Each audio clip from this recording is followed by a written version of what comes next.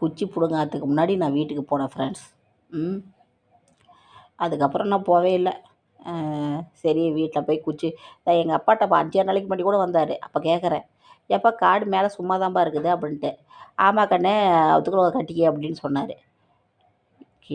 நேற்று காலையில் தான் எனக்கு தெரியும் சோளம் தட்டு விரைச்சி பூட்டை வாங்கிட்டு இருக்குதுன்னு. கீழ்காட்டில் சோளம் விரைச்சா சோளம் முளைக்காதா? மேக்காட்டிலே தான் இது பண்ணணுமா? அந்த 1 ஏக்கர் குச்சி போட்டு வெறும் 30,000 ரூபாய்க்கு தான் ஆகிருக்குது. இங்கே வாடகை ஒரு வருஷத்துக்கு எவ்வளோ வாடகை கட்டணும் தெரியுமா? அப்போ பெத்த பிள்ளை விட உனக்கு சொத்து முக்கியம், அப்படி தானே?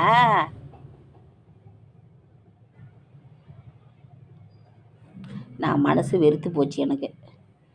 நான் செத்து போனால் கூட எங்கள் அம்மா எங்கள் அப்பா யாருமே என் தங்கச்சி விட்டுருங்க.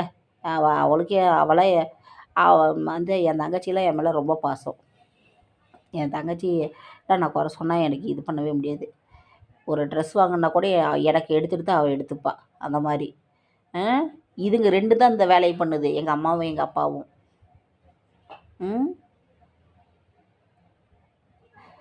அவளுக்கு இவளுக்கு சொல்லி கொடுத்து என்னையும் என் தங்கச்சியை ஆக விடாமல் பண்ண போகிறா எங்கள் அம்மா. இதுதான் நடக்க போகுது பாரு.